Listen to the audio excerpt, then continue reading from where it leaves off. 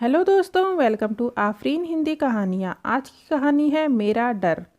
कई दिनों से मेरी तबीयत कुछ ज़्यादा ख़राब लग रही है। तुमसे कहूँगी तो बेवजह घबरा जाओगे।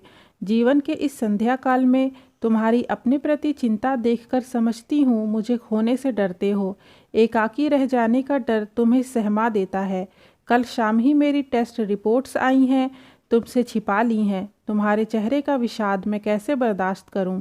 जब से मैं बीमार हुई हूं तुम्हारे चेहरे पर चिंता की लकीरों ने स्थायी आवास कर लिया है।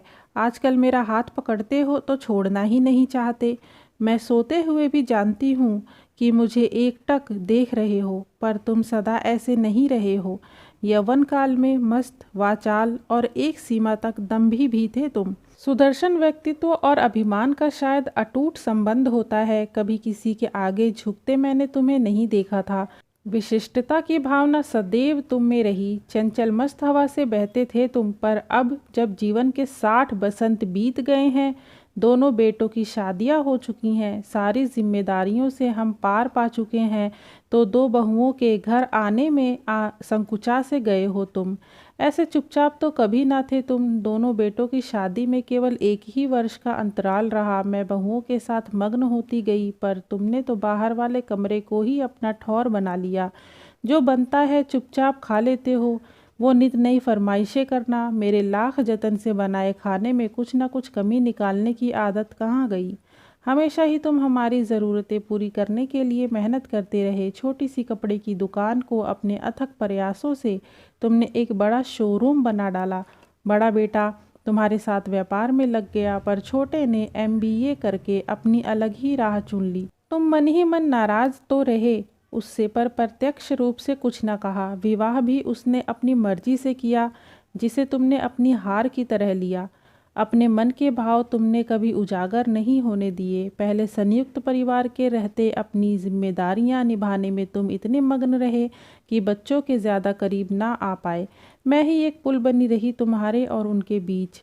जहाँ मुझे अपने परिवार के सामने अनदेखा करने की तुम्हें आदत थी, वहीं अब मेरे इधर उधर होते ही बेचैन हो जाते हो। मैंने दवा ली है या नहीं इसका पूरा ख्याल रखते हो। रोज़ सुबह डांट कर सैर पर ले जाते हो। शोरूम भी तुम्हारा कभी कभार जाना होता है, जब बेटे को कहीं जाना पड़ जाए तभी। उस दिन तुम बहुत खुश होते हो कि बेटे ने सब संभाल लिया है।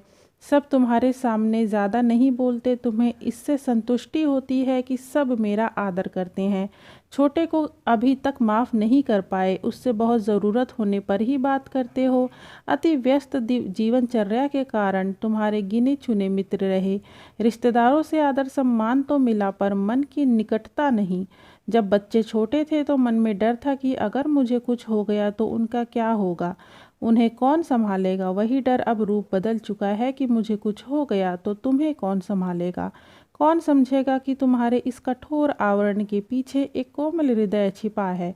तुम्हें खाने में क्या पसंद है, तुम्हें कब क्या चाहिए, इसका लेखा जोखा कौन रखेगा। तुम्हें कौन सी पुस्तकें पसंद है, कौन से संगीत पर तुम झूम जाते हो, कौन सी गज़ल तुम्हारे मूड को एकदम से बदल डालती है, ये कौन जानेगा। कौन तुम्हारी दिनचर्या को व्यवस्थित करेगा। ऐसी सैकड़ों चिंताएं मुझे घेरे रहती हैं। जब तब मौका लगते ही तुम्हारी पसंद नापसंद बहुओं को समझाती रहती हूँ। बहुएं भरसक प्रयत्न करती हैं तुम्हारा ख्याल रखने का, पर तुम्हारा मौन कौन समझेगा। मैं तुम्हारे बिना कहे ही हजारों बातें समझ लेती हूँ जो बाकी लोग नहीं समझते। चाहती हूँ कि तुम कुछ खुलो। बहुओं को बेटियां समझ बात करो। बेटों की गलतियों को माफ़ करके गले से लगा लो। मित्रों के फ़ोन करने का इंतज़ार ना करके खुद ही उन्हें फ़ोन मिला लो। सुस्ती भुला दो, खुल के हंसो और मुझे बिना किसी डर के विदा होने दो।